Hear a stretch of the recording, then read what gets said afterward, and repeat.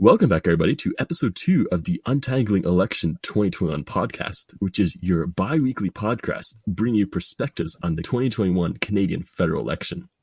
Today, we're going to be looking at how the campaign's been so far in this first week.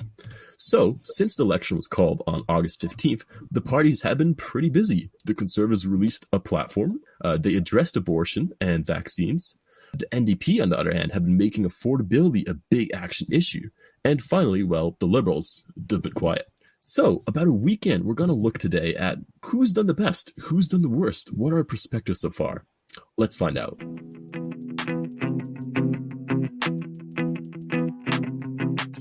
Joining me today in this podcast, because I cannot do this alone, is Ryan. How are you doing today, Ryan? Oh, I'm doing quite well, Simon, and just thank you so much for having me on, and I was really happy to join in on this. No, it's my pleasure. We haven't caught up in so long. We spent about 50 minutes before we started recording just talking about everything from like immigration to farms. We go on tangents pretty easily. Yeah. Well, introduce yourself, Ryan. Tell the audience, who are you? Yeah, so I'm Ryan. So I graduated last year from University of Waterloo in political science, so like Simon. And I also am in international relations. I will be joining the Norman Paterson School of International Affairs this September. And kind of going over my political biases. It's always important to talk about these, make sure they're all out on the table. So personally, I'm definitely left-leaning overall, using like that kind of broad political spectrum. I voted Liberal in the past, but that was more so because I liked the candidate in the riding, Bardish Chagger. I despise strategic voting, but admittedly, I strategic voted. So it's hard to avoid in a system like ours. So you're saying in some regards, Ryan, you're the ideal voter to try to win over this election, because you honestly, mind not made up, traditional Canadian, more liberalish social values, and then beyond that, you just want what's best for your country, right? Yeah, honestly, in that vein, I'd say I'm not at all a untypical voter. You're just a pretty average person, The prototypical Canadian, because for one last little bit of context, I did grow up most of my life in Southern California. So I do kind of have more of an outsider's view on Canadian issues. Not that they're all that different. I don't think it's influenced my political leanings like so radically outside what Canadians are used to, But I mean, you do have that experience working in a gun holster factory, so yes, of pros course. and cons. I just gonna say one thing I find so refreshing between the Canadian and American way of doing elections is the length. My goodness, the U.S. It's just such a drag. Like, it goes on for 2 years. Really, is when campaigns kick off, and just saying that I like how I like how short these ones are in comparison. It's just nicer. I mean, I agree, because imagine doing bi-weekly episodes for 2 years. I mean, nobody's paying me for this, so that would really take a strain on me. To give a brief introduction to myself as well, for you who might be new, I, like Ryan, am also a bit of an outsider. I immigrated to Canada when I was young from the Netherlands, and I still don't have my Canadian citizenship, mainly because it now costs money for me to get. So I'm holding off on that. Also, like Ryan, I did my undergraduate at the University of Waterloo in political science and philosophy, and I recently I'm finishing up my master's in international relations, which I did in the Netherlands. So I come here with a great interest in Canadian politics, and I real yearn to learn more and talk to more people, which is what this podcast is all about. So, speaking about talking to more people, Ryan, you're going to tell me about how you thought this week went, the first week of the campaign. How excited were you for the week to kick off? So, like, it was, I guess I was somewhat surprised of the election announcement, more so in that it took this long, because the Liberals have been teasing for so long that they're gonna try and do this, and then I kind of just forgot about it. Right now I'm moving. I have this online class, so I've just been kind of distracted from the news a bit recently. So it was I last week late at night or something like that. I saw the announcement. I was like, oh, like kind of forgot about that. I kind of forgot that was the plan. So I'm glad it's now finally actually happening. Also, again, just my, I guess, US bias showing, just surprised by how soon it is, like in that it's like September 20th, right? Yeah. But Yeah. this is the shortest campaign in Canadian history, I'm pretty sure, if I'm not wrong. Yes, I believe that's true. I was surprised as well that it was so short. So you're not alone. And I think most of Canada itself, they're still reeling from the announcement. I don't think anybody beyond some of the party diehards are in real, true campaign mode, excited for this one. Yeah, exactly. I get that impression too. Like, it just kind of seems like it was announced, and everyone's just like, "Oh, okay, now I gotta think. Well, who am I gonna vote for?" Yeah, and I've been hearing a lot too, like what Kevin and I talked about on the previous episode. We were saying that what the plan here from Trudeau is just basically announce it right now and then only start the real campaign come Labor Day, because that's when people start to listen. Because I feel like for the rest of this month, everybody's just going to kind of look at it with one eye, just kind of have it at a distance. And then they're only starting to start making up their mind when the summer's over, when they're back in school, hopefully. And then we're going to get the real brunt of this campaign. But that doesn't mean that this has not been interesting so far.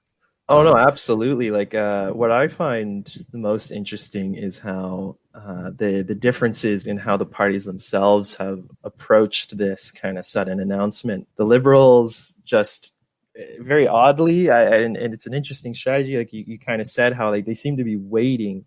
They haven't really done much. Trudeau hasn't really been campaigning, and then you compare that to the NDP and the Conservatives, who have really they heard the starting pistol and they're at full sprint, it seems.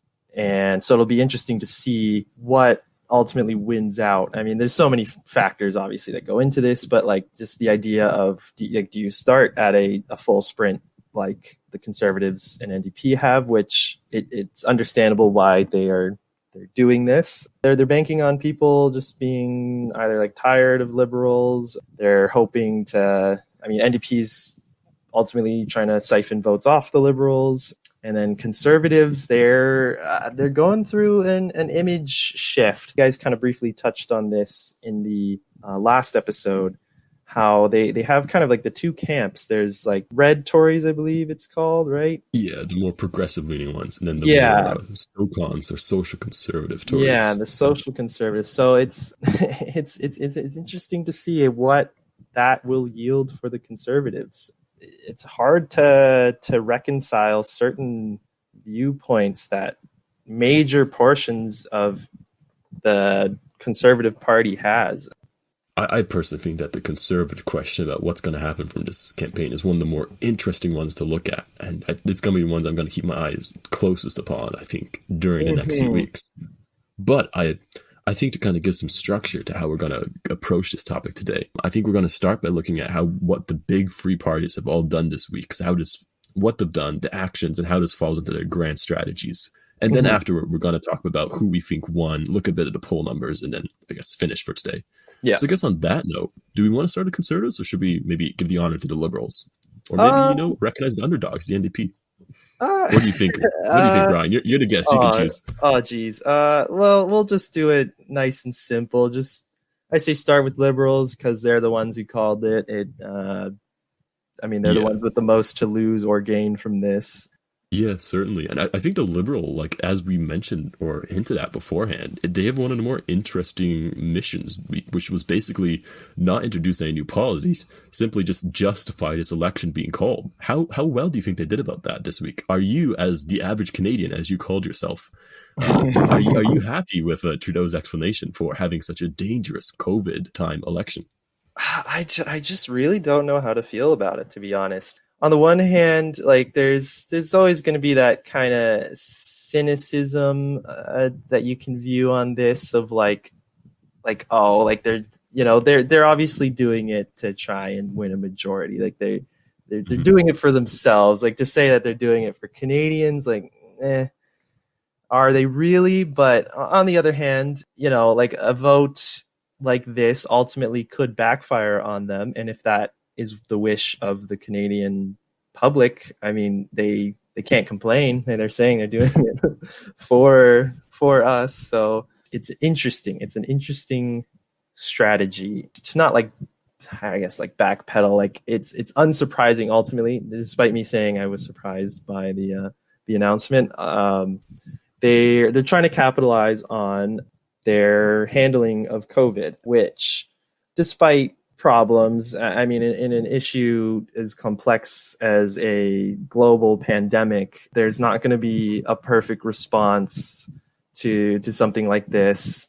And honestly, I think overall, especially the handling of the vaccine issue, they've done pretty well. Like our numbers have gotten pretty high compared to a lot of countries, and they seem to have actually an article I was reading today said how they kind of under promised and over delivered in certain respects. The targets that they were aiming for during the summer, they exceeded those targets. And I'd say ultimately Trudeau has done as good of a job as one can expect from someone in his position. It'll be interesting to me, to not going off on too much of a tangent to the NDP, but the NDP definitely seemed to have had a hand in certain things being passed that the Liberals might try to take credit for. Like apparently the CERB payments were increased on the insistence of the NDP, and the CEWS, the work payment program, same thing. Apparently the NDP got them to increase how much of paychecks, like the percentage of the paychecks would be covered. And so I think like Liberals are going to try and capitalize on that, like it's hard for the NDP to truly claim credit to things in a wider sense. Like it'll be interesting to see like how does the wider electorate recognize these things, because it's easy to bury that kind of stuff. Ultimately, it's the Liberals banking on people being not necessarily happy, but least disappointed with how the pandemic has been handled.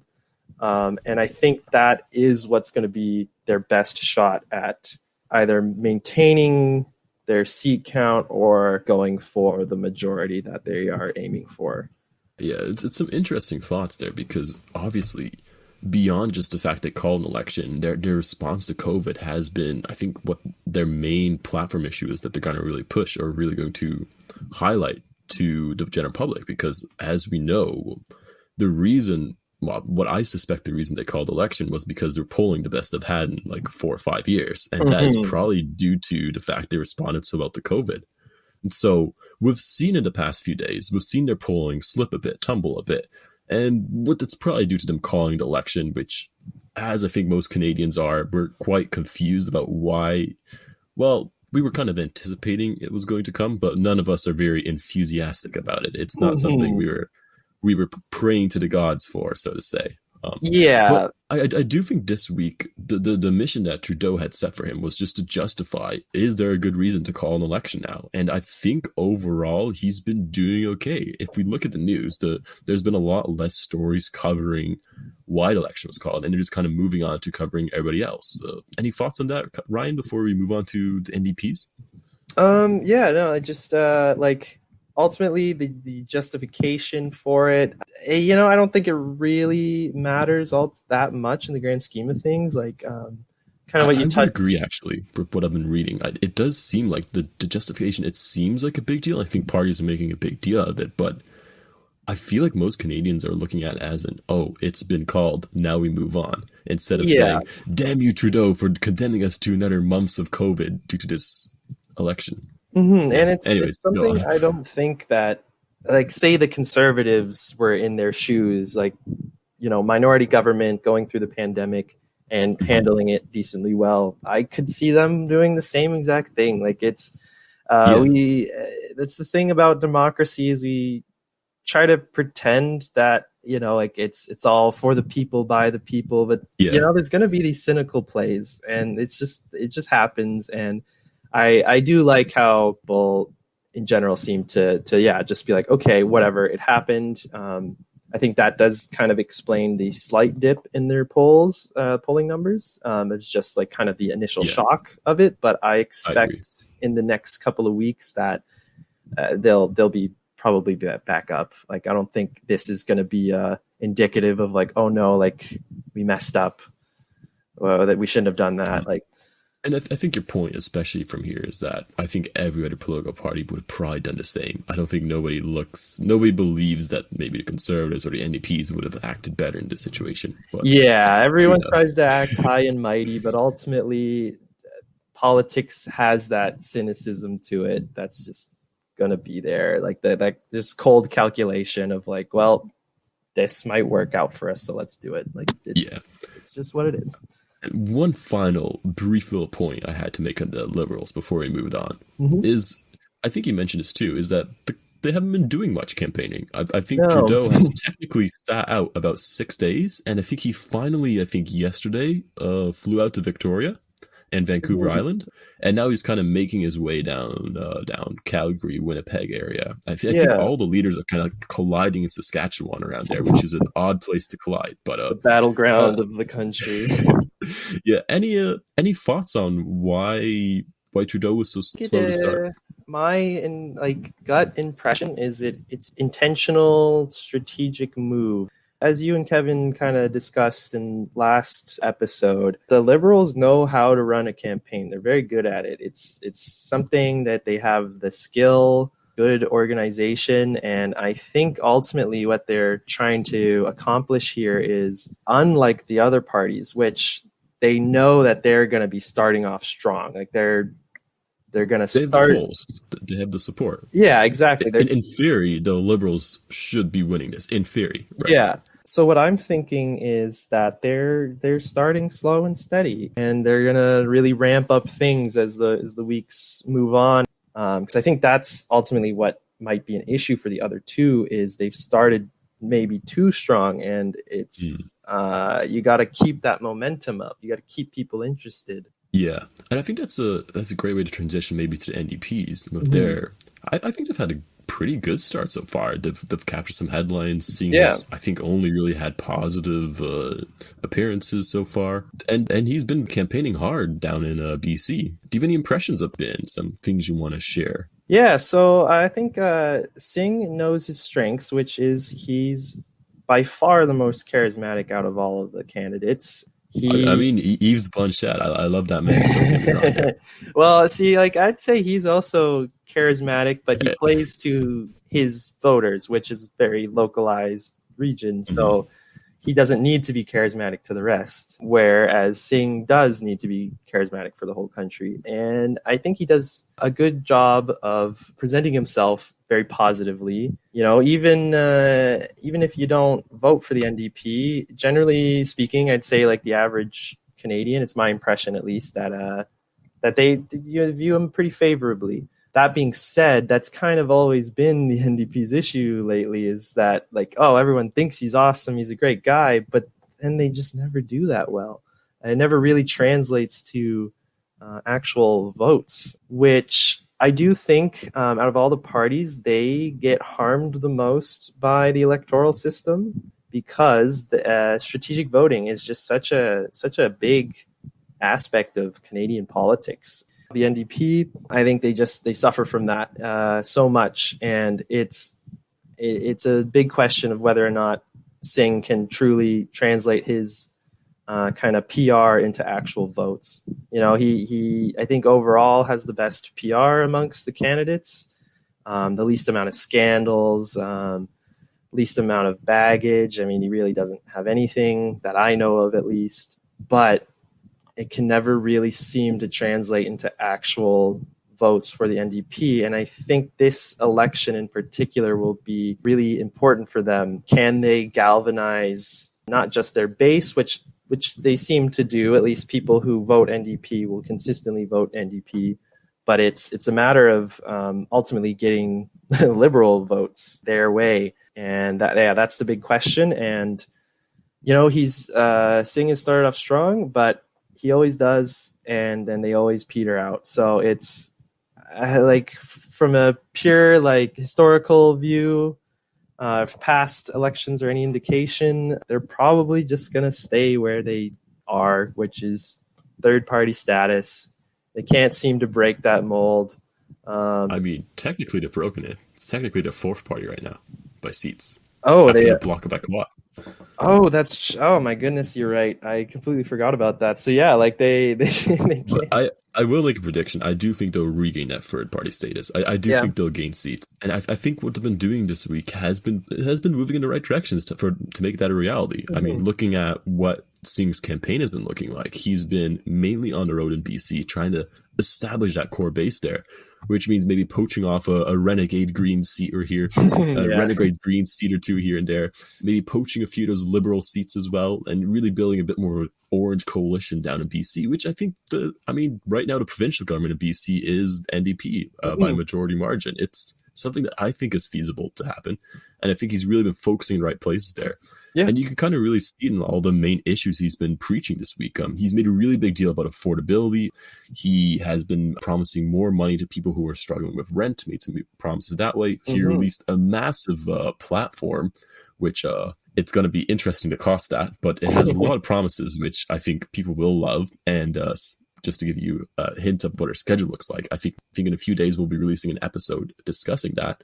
And finally, he's also been getting some good pictures out there. I think he recently, I think today, visited a former residential school in Saskatchewan. So Mhm. I guess looking at his moves, Ryan, before we move on to the Conservatives, I think he's had a good week. Do you think he's been living up to that third party status that we all want to see him regain? Yeah, no, I think he has. Like, not to harp on about how he just never seems to get the votes. I think this time in particular is the best showing. He's touching on issues that, like me myself, I find very important, especially the rent issue and just cost of living. It's something that the other parties really haven't touched on much, and it's something that just needs to be addressed. Like, I recently just signed on to a new apartment, and like it's so expensive. Like even in a city like Ottawa, which is where I live right now, like I'm not even dealing with Toronto or Vancouver prices, and I'm still like hurting from my rent. It's something that needs addressing, and like it's just doesn't seem to be at the forefront of other parties. Like I'm sure they've touched on it. I know like the Conservatives have at least talked They've about made it. some promises in that regards They've in their made platform, promises, yeah. but the NDP I think have really been the ones pushing that issue in the spotlight. Yeah, And and if I was going to say, I mean, sure, cost of living is a term that I think that the Conservatives are preaching. I think the NDPs are really into affordability aspect of it. and I think they're making a more serious push towards it in a broader sense too. Like so, like the liberals at least they're really pushing their child care plan. I don't know what to call it, initiative, whatever. It's like $10 a day childcare. I think I don't know the catchy title, but Yeah, $10 a day. I guess get rid of your child for $10 a day. yeah, That's what I'd which call it. it's absolutely an important aspect of just cost of living in general, but it's only one part, and I think the NDP has shown that they're the ones taking it the most seriously, the ones looking at it in a more holistic way.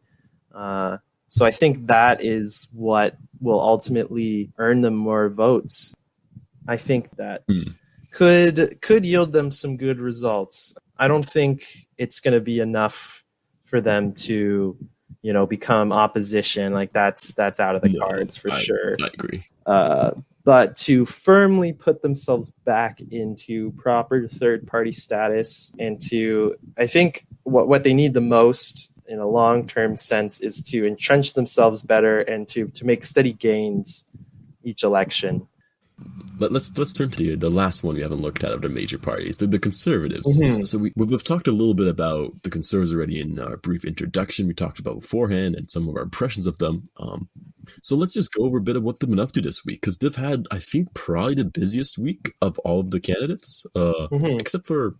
I mean, I feel like Jagmeet Singh has been busy with his traveling. I think O'Toole spent most of the week locked in a hotel room, basically, before he flew out to Alberta. Mm-hmm. But anyways, back onto the main issues. So the beginning of the week, I think 2 days in, they released a platform, which they didn't bother to do last time around, which was accompanied with a very handsome picture of O'Toole in the front. Oh yes.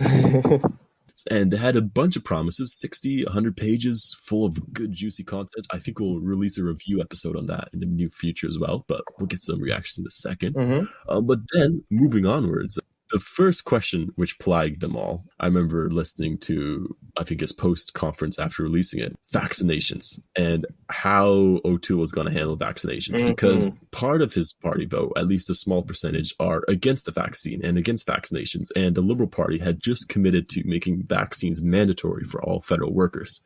So O'Toole was almost dogged for about a day without being able to answer that question properly. And the full media sphere was going a bit crazy with, oh, is this going to be his share issue again, where he couldn't talk about abortion properly, and that really probably caused his defeat there. But the next day, O'Toole came back and was like, well, everybody, either vaccines or daily testing. And he made it very resolute and clear, which many commentators appreciated, regardless of your opinions on how good that of a stance that is. And then the next day, he gave him a bigger surprise. He clarified his position on abortion, which I did not expect him to do so resolutely. Basically, he said, I'm pro-choice, which is a big statement coming from him as a leader. And it's not his position to interfere with whatever's going on, which some of the pro-life camp a bit up in arms. But ultimately, it's a clear position. It's been a clear week. And has it been a clear success, Ryan? Yeah, I think, like, honestly, first impression wise, I think they're doing a good job. Just from, clarifying two points that are kind of a sticky issue for the Conservatives. Looking at it from just O'Toole is trying to court the undecided vote, and this is how you do it. Like, for the Conservatives, they do have that baggage of social conservatism really isn't popular in Canada in a wide or on a broad view of the country as a whole. Obviously certain areas of the country differ on this, but it's going to be the thorn in the Conservative side. And I think really it's going to be a question of how well does O'Toole manage that. And I think so far he has done it pretty well. I mean, especially from my US point of view, the fact that he just is clarifying his view on abortion. It's just funny that the difference to me between Canada and the US. Like in the US, if the Conservative or Republican candidate said that, it would be political suicide for them. Yeah. Whereas in Canada, it's kind of the opposite. It's kind of reaffirming to voters that he's not going to try and do anything crazy. I think that's kind of what people might be a little apprehensive in regards to the Conservatives of so if the Conservatives get into power, are they going to try and mess with laws like that, like abortion issues? Are they going to try and reverse things? And he kind of has to assure those voters that he's not. And I think so far he has been doing a good job at that. Yeah, because what I've seen it more of, I think the party has been pretty smart, the Conservative Party, and have realized that they're not going for the votes of people who don't believe in vaccines or who are pro-life, because they already have those votes. Who else are they going to vote for? The PPC, who is polling at 3%, 2% now? That's not a viable choice, and they're smart. They're going to vote Conservative anyways. Then it becomes a question of the swing voters like yourself, Ryan.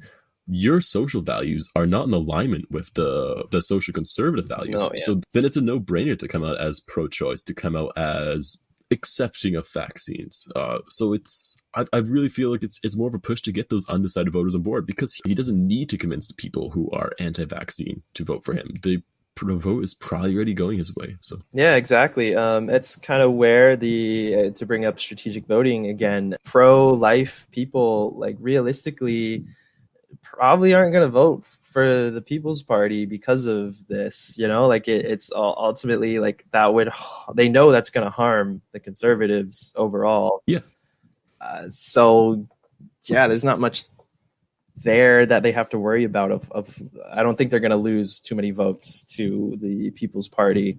So it is a matter of courting the most middle position, and he's been doing a good job at that. And another thing too is the party platform.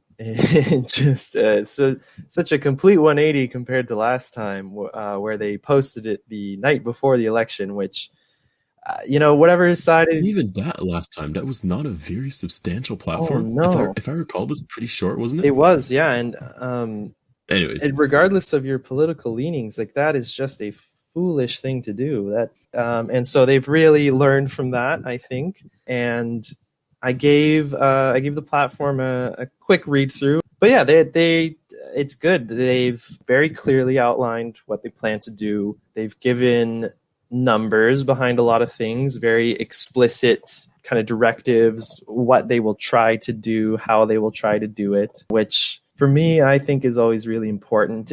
Parties can promise things all the time. They can make these kind of grand gestures, but ultimately you're gonna have to pay for it. You're gonna have to implement it.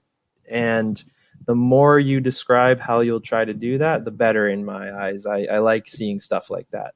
Now, I'm not commenting yet on how I feel on all the specifics, because there's certainly things I disagree with in their platform, but there are surprisingly amount of things that I do agree with.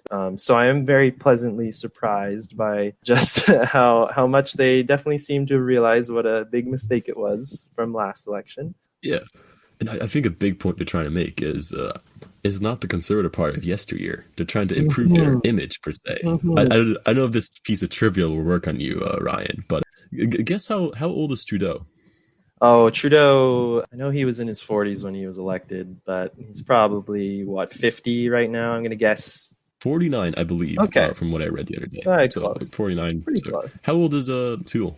I know he's younger. He's 45? 44? He's like 47, 48. Okay. So he is younger, but they're trying to make a big deal about him being this new image, this new conservative image. And I guess even like the picture of the platform of him just in his black tee looking all... Yeah. Oh, yeah. Looking like he's in a gym. Directly at the camera. That little smile. It's funny, but I see what they're trying to do. But the thing is, O'Toole does not look younger or more. Well, yeah, that's Trudeau, the thing. So. Sure, he's literally younger, but he doesn't look younger. Yes. Yes, being a conservative supporter adds a few years to your life, I will say.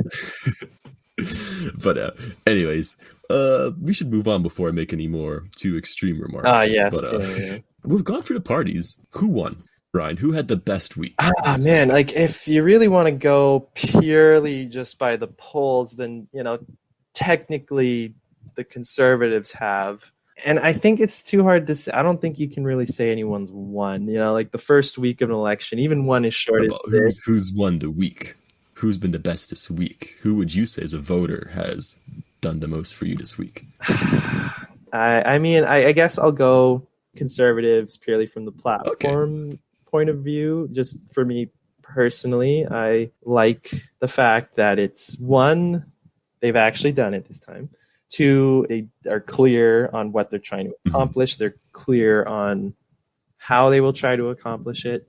And then just the fact, now this is just more of a personal nitpick. It's all in one place. It's all in one like PDF file. You don't have to click through a website to find it, like what it seems like with the other two parties right now. Good UI design. Yeah, it's just nice. It's for the victory. It's easy. You just look through it, and I like stuff like that. But ultimately, it's window dressing.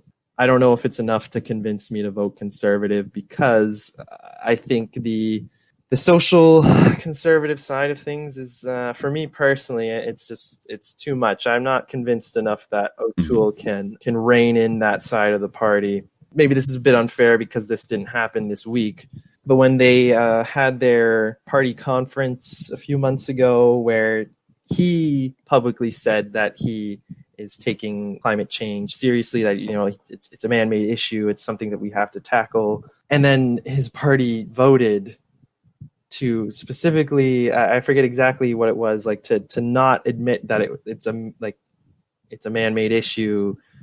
Which, like, that's not good optics. Like that shows me that there is some element in the party that is gonna push back on certain things. And for me, like at this day and age, it's silly to politicize environment change or like climate change. The science is so behind it. To double down on just pretending it's not a human problem is silly to me. I think for me personally, that's why I likely won't vote Conservative. I'm just not convinced it's still saying it's been a strong showing this week. Yes. Looking at it from a neutral perspective, Mhm. the Conservatives. Yeah, I didn't want to get too ahead of myself there. I wasn't asking for your soul and blood or whatever. I know.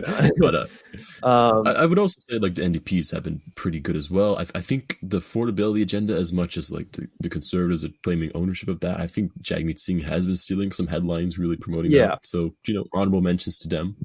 I'll be surprised to see how they'll do next week. How it's gonna go. Yeah, it was hard for me to truly say there, because I think at least the two NDP Conservatives have both had a strong showing. And then Liberals, I think it's just too early to say. I think it's a very deliberate strategy of taking it easy at first, and I'm sure in the next few weeks they'll be really ramping up. And to end out this segment, can I propose to you the loser of the week? Loser of the week, and that is going to be resolutely the PPC, the People's Party of Canada, because it emerged this morning that they were not invited to the official debates. Oh, really? I didn't hear that. Yes, or this afternoon, a few hours ago. So, did you know actually that the former Chancellor of Waterloo, David Johnston, is now head of the debate commission? Oh, interesting. Okay. Yeah, but anyways, he released a thing where he says that to be able to qualify for debates, you need to be polling at least in the first 8 days of the campaign or something at 4% support. Yeah. And the PPC and the combined polls have right now 3.27% support. So, unfortunately, we won't see Bernier's chaotic interruptions. Oh my goodness! And balancing the budget in 2 years. Yeah, I think it's fitting. I think the debates will be a bit more, civilized, if I can say so. I remember they were quite chaotic. Yes. I don't know if you remember watching the first one in 2019. Yeah. That was a complete mess of Bernier just yelling at people. And people were like, he has like 5% support at the time. Yeah. Anyways, before I rant on too much, should we... I'm going to give a brief poll update for those who might not be listening. So today is August 21st, the great day that I turned 24, by the way. So just saying, I totally forgot. Happy birthday. I mean, I did message you, but just to say it here. Just to brag on the podcast, I got to mention it. But anyways, we had a few polls come in. So like the CBC projected poll, the chance of the Liberal Party winning a majority has gone down from our episode the other day from about 40% to 34%. Yes. However, their chance of winning a minority has risen, which is not good news, I guess, to 55%. And the chance of the Conservatives winning a minority has risen to 10% chance, which is not very high. No. And the chance of the Conservatives winning majority has actually materialized at the grand total of 1%. Yeah, 1%. But it's more than the 0% or whatever it was. Yes. A few days ago. So there have been some gains. And other, I think the Nanas poll shows that the overall support for the Liberal Party has been down 5.4%, I believe. And the Conservatives have risen 4.8%. But it's interesting. It's very interesting. I think also very interesting to note, beyond the public support, which doesn't really show this, but if we look at the projected seat counts that the parties will gain, right now, the Liberals are projected to finish average at about 160 seats, which is 10 short of a majority, which is up from their current count of 155. However, the Conservatives are projected to drop from the current count of 119 to 111. Meanwhile, the NDP have a current count of 24 and are projected to rise to 39. So I just want to emphasize that the NDP, they're making most of their gains not, I guess, in public support, but more per se in gaining seats. Yes, and any brief reactions before we move on to finishing off this podcast? Not to our polls? Really surprising. That's kind of what I've been just, I guess, imagining in my head. Like Liberals stay about the same. 5-seat gains, but doesn't really change the calculus of minority government. I'd say maybe a little surprised that the Conservatives would lose seats, but then again, I was as well. But I think it's just simply because it's like they have a 11% chance of forming government in any form, majority or minority, right?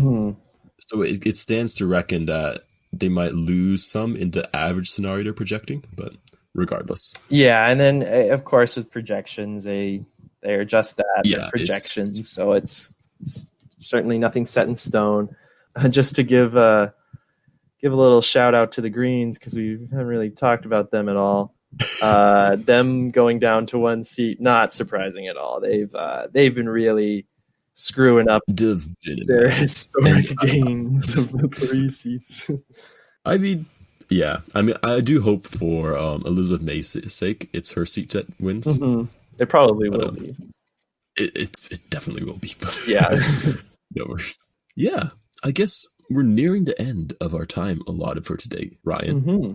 So before we move on, I want to finish with a quick personal question, which you haven't been prepped on. Okay. So I like to finish most podcasts I do with, a semi-related question, which, tells people a bit more about who you are, how fun of a person you are, Oh, fun. Okay. So let's say, because you're on a podcast right now, it's your first podcast you've ever done. Let's say you grow enthusiastic, you pick up this hobby, Mm-hmm. Let's say you're forced to start a podcast with one of the candidates on a topic that's not politics. What topic would that be on? So they would be the host as well? Like, it would be... They'd be co-hosting with you every episode on a topic that's not politics. Okay. I guess gut would be Singh. Like, he just seems the most sociable, easiest to talk to. Just could talk about anything. I know he's a big lover of the outdoors. Apparently, he was a model at one point. So imagine starting like a fashion podcast. Yeah, I mean, I'm not that you're the most fashionable person I know, Ryan. Thank you. Wow, so generous. But yeah, I think him. I don't know, I don't know any of them personally, so I don't know what they're interested in. So I was thinking maybe start like a travel podcast with Trudeau, because I feel like his father was very well traveled. Yeah, that's and I feel like he has a ton of interesting stories, and he seemed like he was a pretty enthusiastic college student too. So that always brings out the best in people. See, I'm a lover of history, so the non-politics aspect of this is hard for me to choose then, because inevitably... Would you consider starting like a history podcast of O'Toole, because he did serve in the armed forces? See, that's what I was thinking. Military knowledge. I was thinking that too. No, it's it's just like a hard one to say, just because I don't know what would interest them most, and what would interest you most? Let's put it this history. way. Who would you direct? I love history. I could talk for hours and hours about it. Any time period, any country. I'd love to do a deep dive, and it's so easy to project our modern understanding of things onto people in the past, like they would think like this or like this, but there's so many conceptualizations that just wouldn't exist at the time, and trying to really understand how they really thought about it, that's really interesting to me. I could see that. That seems like something that we could look out for in the future. Yeah, who knows? Yeah. Well, thank you for coming on today with me, Ryan. I'm sure I'm going to have you on in the future again. Sometime we'll talk about whatever's going on in the future. Yeah. Maybe we'll jump in on an episode. I'd love to. I'm just happy to have been a part of it. I always remember the Waterloo Peace. Yeah, exactly. The model UN. Anyways, if you did enjoy this podcast as well, please consider liking, subscribing, sharing with your friends and family, just spreading the word, helping this little podcast grow, find its legs in this world. And if you have any things you want us to talk about, any other questions you want to leave us, leave a comment below. I'll read them all. I promise you that. And if you also want to be on a podcast, also reach out to me. I'm more than willing to replace Ryan at a moment's notice. Oh, of course. I'm expendable. I understand. Nah, I joke. You're amazing to have on, Ryan. Oh, well, thank you. Anyways, yeah, thanks for listening, everybody. And I think we'll be back in a few days with an episode on the NDP platform. So catch you all then. Bye. Bye.